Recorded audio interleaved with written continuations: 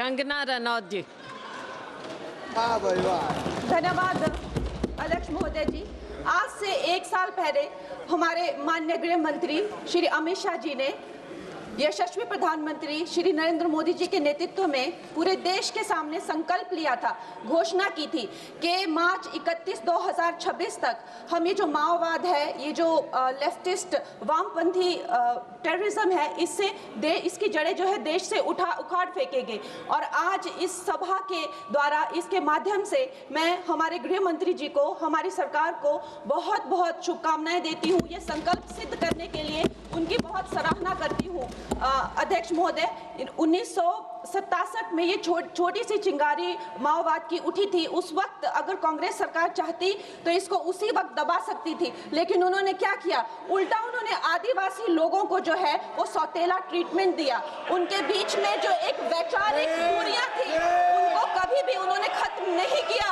और जब ये माओवाद की समस्या हम उनके सामने आई तो जैसे मेरे भाई संबित पात्रा ने पूरे देश के सामने आज बताया कि सोनिया जी और राहुल गांधी जी की वामपंथी सरकार प्लस उनके वामपंथी सलाहकार प्लस उनके जो वामपंथी मित्र और ये वामपंथी टेररिस्ट और इनको जो भी जितने भी फंडिंग होती थी, जो भी इनके हथियार होते थे, गोला बारूद होते थे, वो उन लोगों से आते थे जिनके साथ ये कांग्रेस की सरकार उठती बैठती थी। तो हम लोग क्या अपेक्षा कर सकते हैं? क्या कोई समझौता इनके बीच और वामपंथी उग्रवादियों के बीच हो सकता था? नहीं हो सकता था। और उसका क्या परिणाम हुआ कि ये जो वामपंथी उग्रवादी हैं ये बिल्कुल आउट ऑफ कंट्रोल हो गए। इन्होंने खून की नदियां बहा दी, इन्होंने 16,000 से ज्यादा अटैक किए, इन्होंने 2,000 से ज्यादा सुरक्षा कर्मियों को मार डाला, इन्होंने छोटे छोटे बच्चों की जो है वो जिंदगियां ले ली, वहां पे नरक बना दिया। इन्होंने तीन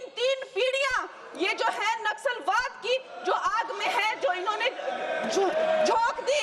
और जब इसके अंधेरे में पूरी तरह से जो ये क्षेत्र है जो डूब गए, जिन छोटे छोटे बच्चों के हाथ में लैपटॉप और कलम होनी चाहिए थी उनके हाथों में इन्होंने बंदूकें दे दी।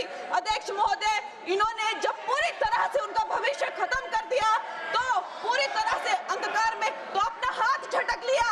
इनको रेड कॉरिडोर बोल के, नो गो जोन बोलकर जो है पूरे देश में बदनाम कर दिया।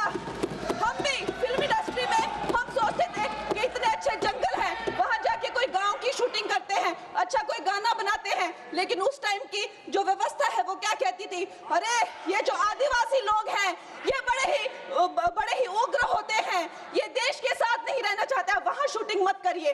खुद की असफलता छुपाने के लिए इन्होंने पूरे देश से जो है आदिवासी समाज को इन्होंने आइसोलेट कर दिया। लेकिन हमारे प्रधानमंत्री श्री नरेंद्र मोदी जी कहते हैं कि रात चाहे कितनी भी लंबी हो वो रात ही है, सवेरा होना निश्चित है।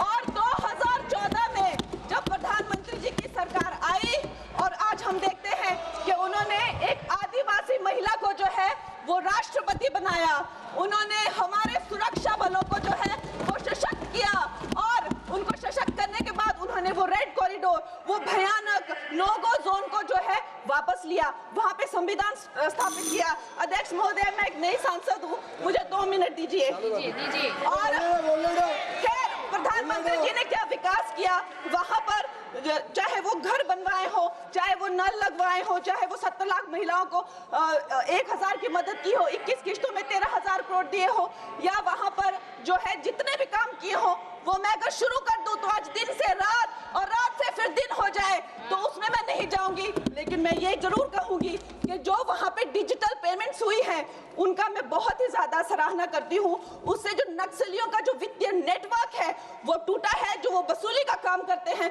वो टूटा है, जिससे वो खोखले हुए हैं। उसके साथ में सबसे सराहनीय काम जो किया है वो मैं कहूंगी विकास और विश्वास के साथ जो हमारी सरकार ने इसको जोड़ा है।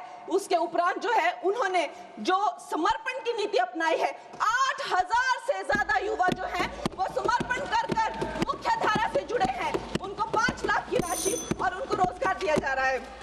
महोदय जी, मेरे पास कहने के लिए तो बहुत है लेकिन मुझे बहुत ही कम समय मिल रहा है। सदन के पास समय नहीं है। इस तरह की नीति हमने दोगो में भी अपनाई है और वहां भी बोडो में, आसाम में भी 10,000 से ज्यादा लोगों ने समर्पण किया है। और मैं अंत में अध्यक्ष महोदय जी, मैं यही कहना चाहूंगी कि गृह मंत्री जी ने और प्रधानमंत्री जी ने पूरे देश में यह संदेश दिया है कि ये देश बंदूक की नोक से नहीं चलेगा। ये